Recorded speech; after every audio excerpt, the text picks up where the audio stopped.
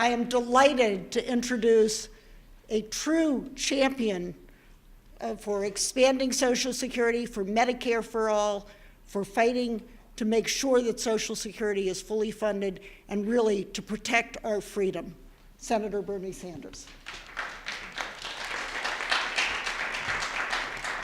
Let me begin by thanking Nancy and Dana Duggins with AFSCME and Max Richmond with the National Committee to Preserve Social Security and Medicare, and Robert Roach with the Alliance for Retired Americans for organizing this event, for all of you for being here.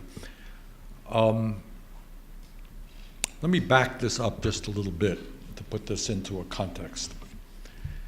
And the context is that about 40 years ago, people like the Koch brothers, who are the second wealthiest family in America, introduced an ideology into American politics, which way back then seemed pretty crazy, but has grown in its support within the Republican Party over the years. And this was their ideology. Their ideology was that the federal government should not be involved in retirement security, i.e.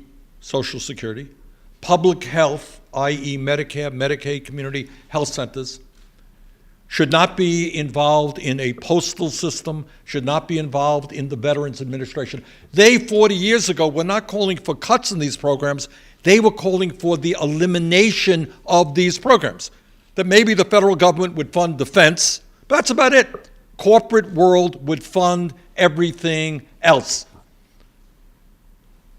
And over the last 40 years, we have seen that right-wing extremist ideology become the dominant ideology of the Republican Party. That is what Paul Ryan talks about every single day.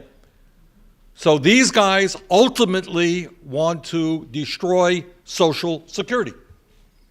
And you can do it in a variety of ways. You can cut COLAs, you can raise the retirement age, you can cut benefits, you can cut disability programs, and you can make it impossible to administer the program by cutting the Social Security Administration.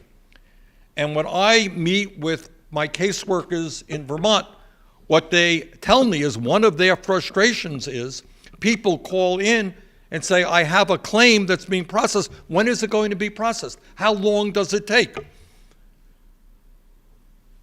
There was a piece you may have seen in the Washington Post a couple of months ago.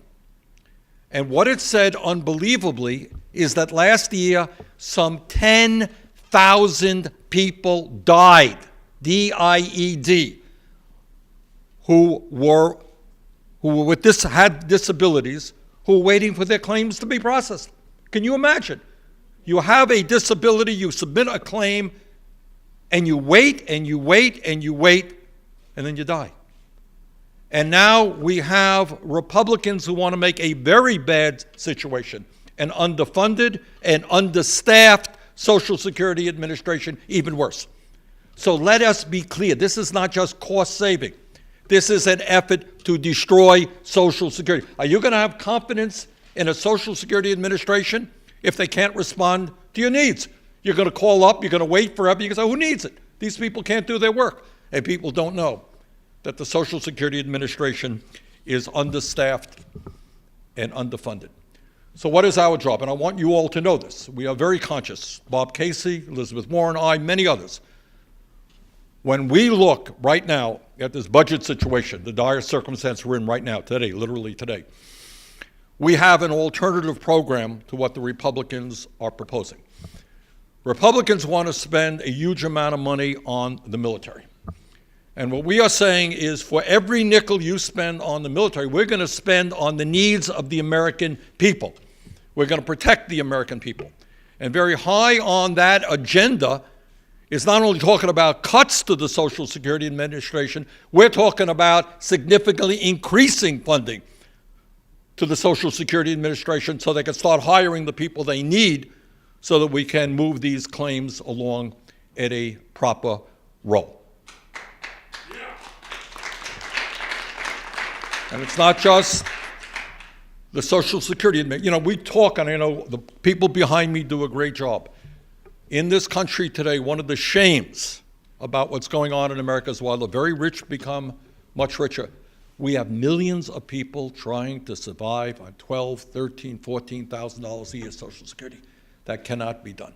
So we got to start paying attention to the needs of senior citizens, people with disabilities. That's what a humane, moral society does.